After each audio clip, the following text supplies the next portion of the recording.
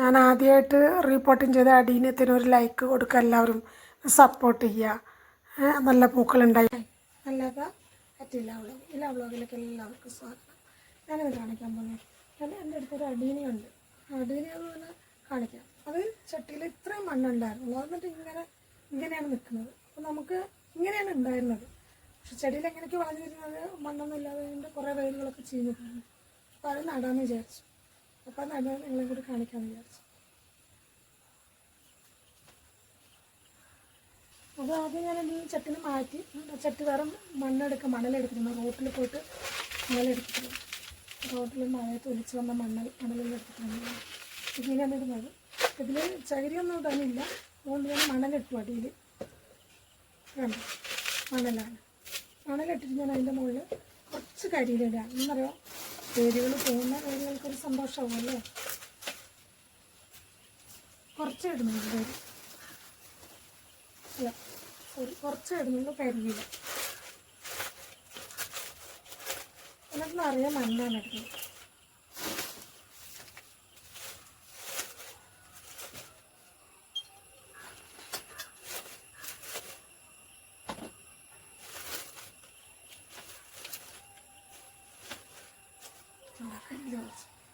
ഈ കരിയിലുണ്ടല്ലോ, ഞാൻ കഴിഞ്ഞ വർഷമല്ല, ഈ മഴയ്ക്ക് മുന്നേ ടെറസൊക്കെ അടിച്ച് കയറിയപ്പോൾ കുറേ മുരിങ്ങൻ്റെ ഇല വീണ് ഉണങ്ങിയത് പിന്നെ പ്ലാവിൻ്റെ ഇലയൊക്കെയാണിത്. നല്ലതാണ്. ഇനി നമ്മൾ മണ്ണ് നിറയും.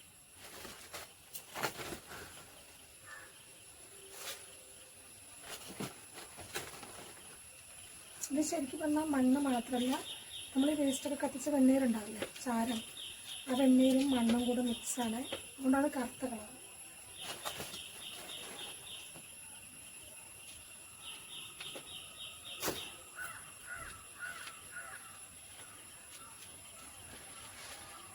നമുക്ക് ഇതിൻ്റെ ഈ വേരൊക്കെ ഉണ്ടല്ലോ, കുറേ കുട്ടി വേരുകളൊക്കെ, ഈ വലിയ വേരിലൊക്കെ നിർത്തിയിട്ട് ചെറുതൊക്കെ മുറിച്ച് കളയാം. ഇങ്ങനെ പിണഞ്ഞൊക്കെ വരുന്നുണ്ട്, കാണുന്നുണ്ടോ? നമുക്കിത് ഇങ്ങനെ തന്നെ വെച്ച് കൊടുക്കാം. പക്ഷെ എങ്ങനെയാണ്, ഇങ്ങനെ വെക്കണോ ഇങ്ങനെ തന്നെ? ഞാൻ എന്താ വിചാരിച്ചു, ഇത് തലയും കൊണ്ട് മുറിച്ച് കളയാണ്. പക്ഷെ ഇവിടെ എനിക്കതിൽ വേറെ തേക്കാനൊന്നും കാണുന്നില്ല. മെഴുകൊക്കെ വേണമെങ്കിൽ വേണം ആളെടുത്ത് ഒട്ടിച്ചിട്ട്.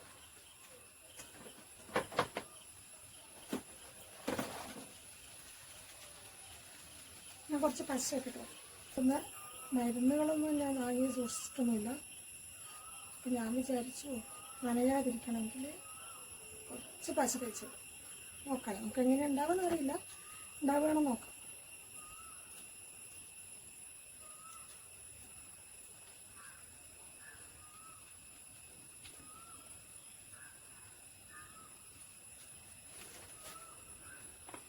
അങ്ങനെ ഇതിനെ സപ്പോർട്ട് ചെയ്തിട്ട് അതിൻ്റെ മുകളിലാണ് മണ്ണ് വരും.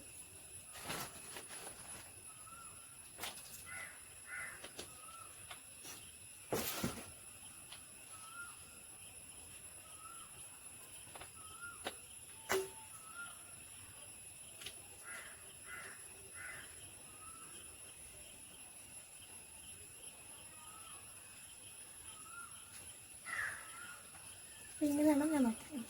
കാരണം എന്താണെന്നറിയാം, ഇത് ശരിക്കും പറയണത് അതിൻ്റെ വളങ്ങൾ, ഇതിൻ്റെ നടുമ്പോൾ സാധനങ്ങളൊന്നും എൻ്റെ കയ്യിലില്ല. അപ്പം ഞാനിത് ഇങ്ങനെ നട്ടു. നമുക്കിത് ഉണ്ടാവും എന്നുള്ളത് ഞാൻ അന്നേരം കാണിക്കണ്ട കേട്ടോ. ഇതെങ്ങനെ ഉണ്ടാവും, ഇതെങ്ങനെ വരുന്നതെന്നൊക്കെ ഉള്ളത്. കാരണം എന്താണെന്നറിയാം, ഇതിൻ്റെ വേര് പുറത്താണല്ലുള്ളത്, അപ്പോൾ നിൽക്കണം.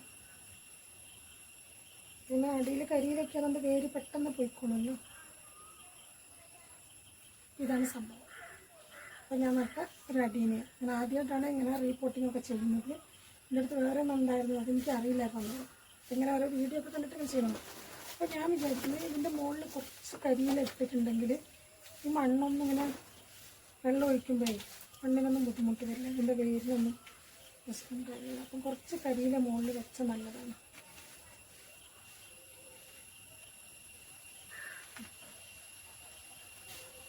അപ്പോൾ എൻ്റെ അടീനെ ഇഷ്ടമായ ഒരു ലൈക്ക് കൊടുക്കുക എല്ലാവരും. നല്ല പൂവൊക്കെ ഉണ്ടായി വരട്ടെ.